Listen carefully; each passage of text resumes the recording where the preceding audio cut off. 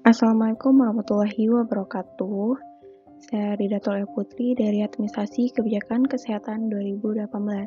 Nah, pada kesempatan kali ini saya akan memaparkan tentang indikator pengelolaan obat di rumah sakit dan di puskesmas.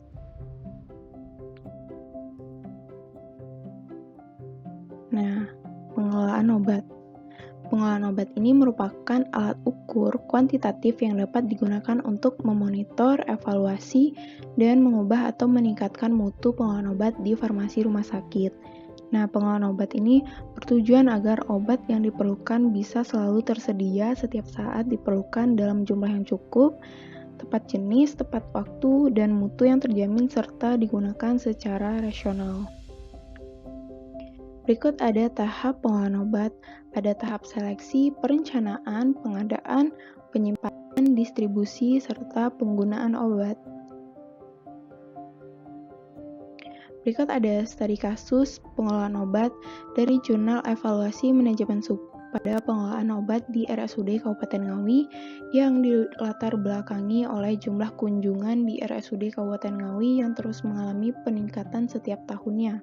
Karena merupakan rumah sakit pemerintah tunggal yang ada sehingga menjadi rumah sakit rujukan untuk seluruh puskesmas atau pasien yang ada di Kabupaten Ngawi. Dengan hasil penelitian di tabel 1 itu kesesuaian jumlah permintaan dan perencanaan di IFRS RSUD Kabupaten Ngawi tahun 2018. Nah, dari tabel 1 terlihat bahwa hasil persentase dari indikator kesesuaian jumlah permintaan dan perencanaan sebesar 103,18%. Nilai ini lebih besar dari standarnya yaitu 100% yang menunjukkan belum efisiennya pengelolaan obat. Nah, pada tabel 2 itu ada persentase stok mati.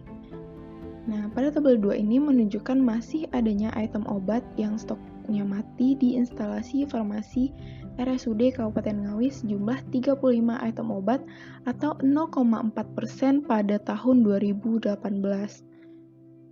Kondisi ini terjadi dikarenakan kegiatan administrasi dalam menghitung jumlah persediaan akhir yang tidak tepat, sehingga dalam membuat perencanaan kebutuhan obat menyimpang dari kebutuhan sebenarnya, sehingga kemungkinan terjadinya penumpukan persediaan farmasi di gudang.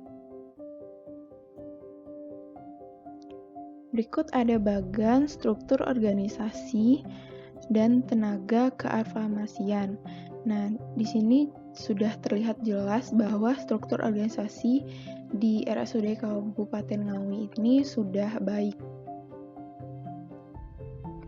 Lanjut di tabel 4 ini ada persentase obat kadaluarsa. Nah, yang menunjukkan bahwa persentase obat kadaluarsa di RSUD Kabupaten Ngawi sebesar 0,36%. Nah, adanya obat kadaluarsa ini dinilai masih kurang yang menunjukkan belum efisiennya pengelolaan obat.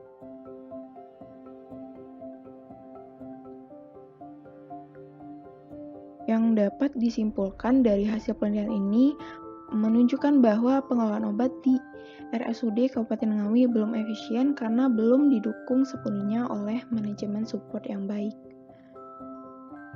Sebenarnya apa sih indikator pengelolaan obat yang baik? Nah, indikator itu dapat dilihat dari tahapan selection, procurement, distribution, and use. Nah, yang pertama itu tahap selection. Tahap selection ini dianalisis menggunakan indikator kesesuaian item obat yang disediakan di rumah sakit terhadap daftar obat esensial nasional dengan tujuannya untuk mengetahui tingkat penggunaan obat esensial. Yang kedua ada procurement atau perencanaan dan pengadaan. Dengan indikatornya itu persentase alokasi dana hingga persentase jumlah item obat yang diadakan dengan yang direncanakan. Yang ketiga ada distribution. Distribution ini dengan indikator ketepatan data jumlah obat pada kartu stok hingga tingkat ketersediaan obat.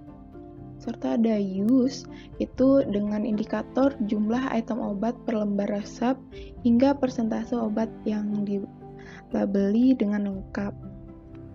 Nah, sekian dari saya dan terima kasih.